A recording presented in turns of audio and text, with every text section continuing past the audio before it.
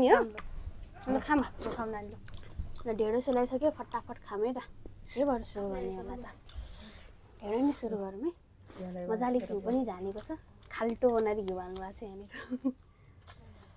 हाम्रो सन्तोष भाइले बनाएको ढेँडो तपाईँ कुखुरा खानुहुन्छ कि मटन म त मटनै खान्छु नानी मटन त्यही हो त्यसो भए चोपाले मैले ल खाम ल तपाईँले पर्दैन है क्या हो फेरि मेरो लागि हो सबै ल चेस गरौँ मलाई त थोरै भए पनि हुन्छ क्या गाइस खायौँ है ल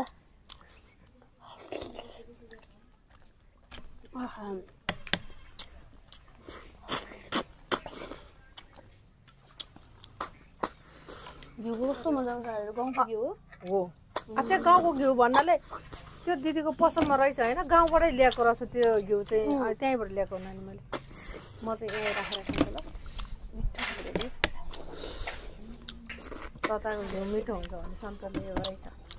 सन्तोष बाख्ना आउँदो रहेछ क्या है नानी त्यो थकालीहरूतिर पनि चर्र गरेर हाल्नुहुन्छ नि माथिबाट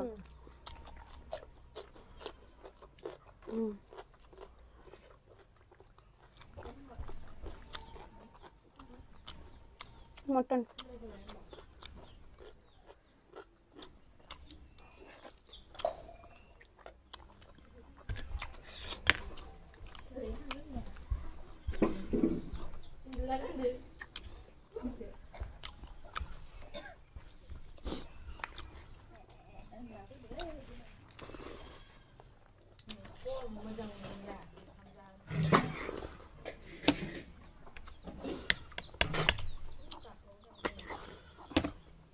आमा कति वर्ष हुनुभयो मलाई मलाई भयो नि नानी 40-45 वर्ष भयो 40-45 हाम्रो बाबाले सँगै बाङ्न लाग्नुहुन्छ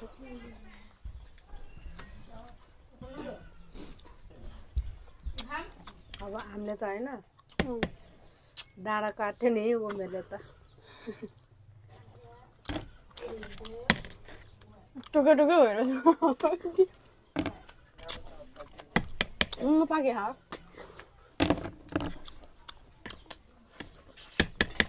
मिठो छ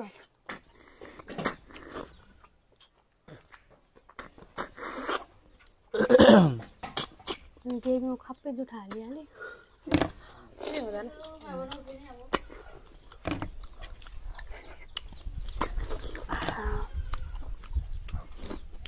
चिकन छुट्टायो त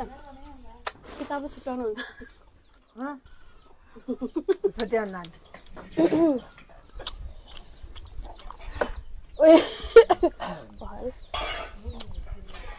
गाह्रो पर्यो यस्तो छ भाइ छुट्याइ पकायो अलिक अगाडि पढिसक्यो त्यही भएर अलिक गाह्रो भएको त्यो त साह्रो छ त भाइ त्यसलाई काटौँ छैन यहाँ जोडनभरि निस्किएन क्या अब केले काट्नु भन्ने होइन चक्कुले काट्नु म भातमा खोज्दैछु छुट्यो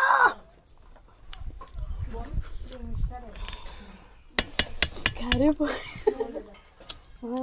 चक्कुले चक्कु ओ मम्मी सबैलाई हो यो खानु ल थाम्नेलाई